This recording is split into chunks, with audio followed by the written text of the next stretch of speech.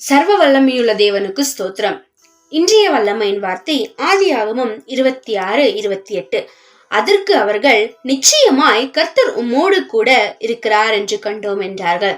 அபிமெலேக்கு ஆபிரகாமை நோக்கி சொல்லுகிறதான ஒரு வார்த்தை தான். அன்றைக்கு ஆபிரகாமை அபிமெலேக்கும் அவன் சிநேகிதர்களும் துரத்தி விட்டார்கள்.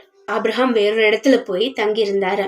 மீண்டுமாக கர்த்தர் தங்களோடு இருக்கிறார் என்பதை அறிந்து அபிமெலேக்கும் அவன் சிநேகிதர்களும் மீண்டுமாக ஆபிரகாமிடம் வந்து சமாதானம் பண்ணும்படியாக வந்தாங்க.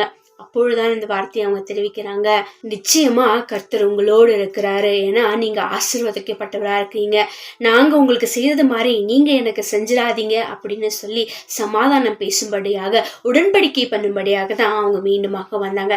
அதே போல இன்றைக்கு நம்முடைய வாழ்க்கையிலும் நம்முடைய சத்துருக்கள், நம்ம எதிர்த்தவர்கள், நம்மை துரத்தி விட்டவர்கள், இவர்கள் எல்லாமே நம்ம விட்டு தூரமா போயிருக்கலாம், நம்ம ஒதுக்கி வைத்திருக்கலாம். ஆனா கர்த்தர் சொல்கிறார், அவர்களே நம்மை தேடி வரும்படியாக செய்வாரு, நம்ம இடத்துல சமாதானமாகும்படியாக செய்வாரு. நாம கர்த்தரை சார்ந்து எப்பொழுது நிற்கும் போது கர்த்தர் அவர்களை நம் பக்கமாய் கொண்டு வருவார். எப்படி ஆபிரகாம் கிட்ட அவங்க திரும்பி வந்தாங்களோ அதே போல நம் பக்கமாகவும் அவர் திரும்பி வருவார்கள். ஆகவே இந்த வார்த்தையை நாம பிடித்து கொண்டு இவ்வளவு நாட்களும் நம்ம எதிர்த்தவங்க நம்ம விட்டு போயிருந்தா சோர்ந்து போகாம அவங்க திரும்ப வருவாங்கன்ற நம்பிக்கையோடு காத்திருப்போம், ஜெபிப்போம்.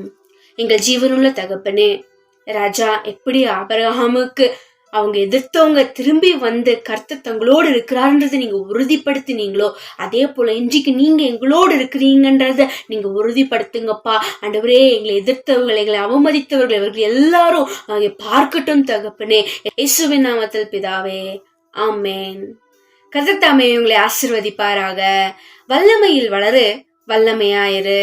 God bless you.